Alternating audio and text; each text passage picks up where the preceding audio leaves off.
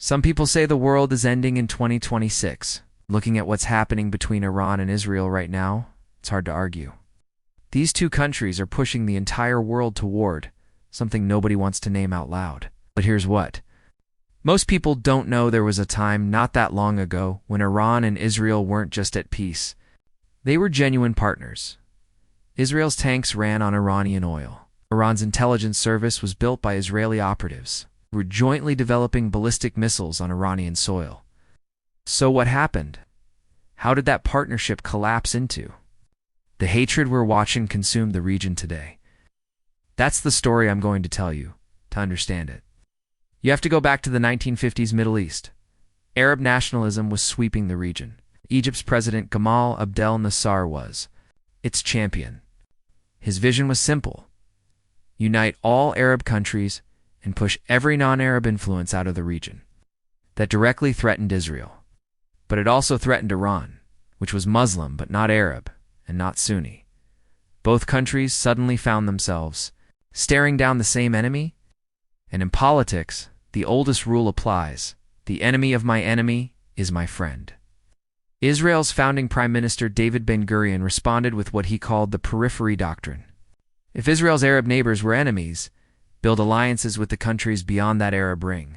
Iran was at the top of that list.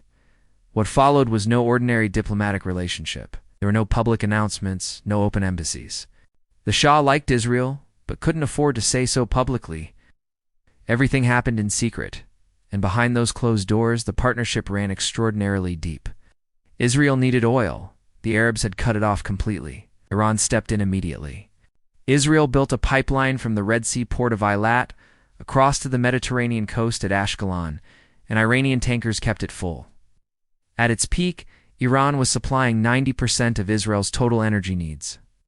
Every Israeli tank and fighter jet ran on Iranian fuel.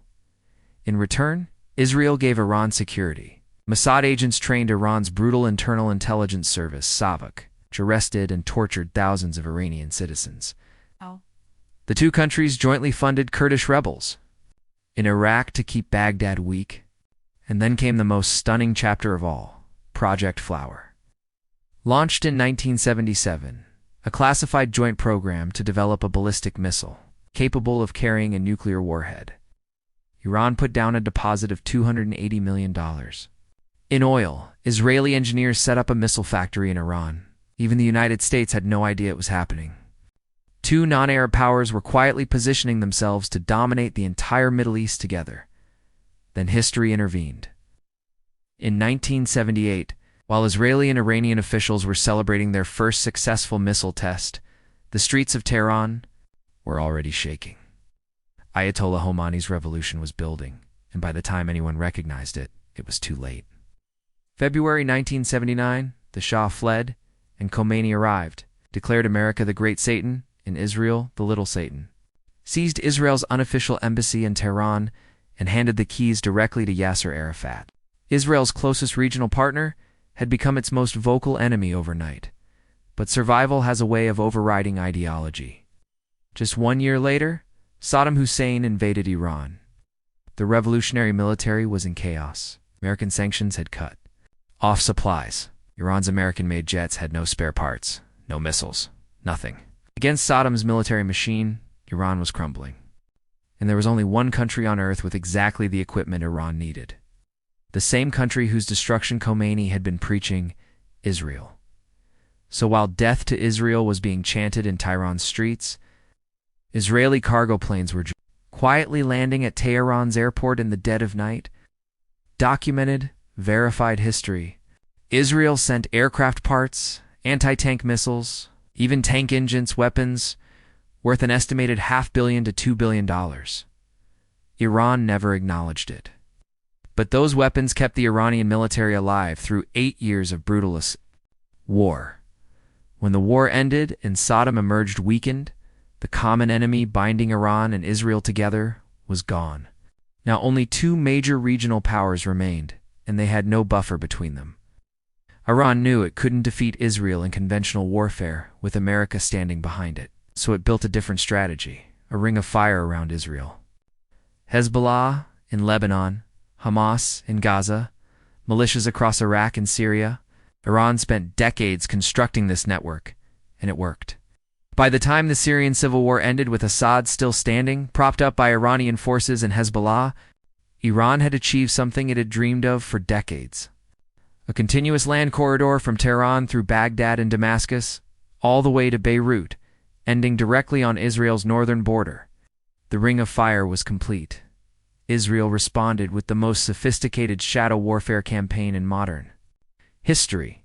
In January 2018, Mossad operatives entered a warehouse in Tehran, cut through 32 safes in under 7 hours, and escaped with 500 kilograms of Iran's most classified nuclear documents, 55,000 pages proving Iran's covert weapons program. They vanished without triggering a single alarm. In November 2020, the father of Iran's nuclear program, Mohsen Fakhrizadeh, was killed on a Tehran highway by a satellite-controlled robotic sniper, operated remotely from Tel Aviv. His wife sat beside him and didn't receive a scratch. Israel's message was clear: there is no fortress thick enough to protect you from us. Iran held back its full response until April 2024, when Israel bombed the Iranian consulate in Damascus, killing the Revolutionary Guard's top commander for Syria and Lebanon operations. An embassy is sovereign territory under international law. This was a direct act of war. Iran faced a choice: accept the humiliation and confirm it was all empty threats, or do what it had never done in 45 years, strike Israel. Directly from Iranian soil. On April 13, 2024, Iran launched over 300 ballistic missiles and drones at Israel in a single wave. Israel claimed to intercept nearly all of them. But the military result was secondary. Iran had announced that the rules had permanently changed. The shadow war was over. The open war had begun. Escalation followed escalation. Hezbollah's leadership was systematically eliminated. By 2025, Israel and the United States had jointly struck Iranian military and nuclear facilities directly. Iran unleashed its entire proxy network simultaneously. Rockets from Lebanon, drones from Yemen, militia strikes from Iraq. The whole region was burning. Then came February 28, 2026. With Hezbollah weakened, Syria changed, and Iraq unable to intervene. Israel made the decision that changed everything. Bunker-buster bombs struck deep inside Tehran. When the silence broke, Iran's state television confirmed that Supreme Leader Ayatollah Khomeini had been killed. The streets erupted. The Revolutionary Guards swore total revenge. The two countries that 60 years ago had shared drinks and dreamed of reshaping the Middle East. Together we're now staring at the possibility of dragging the entire world into something catastrophic. The fire that started as a secret friendship had become a flame, threatening to burn everything down.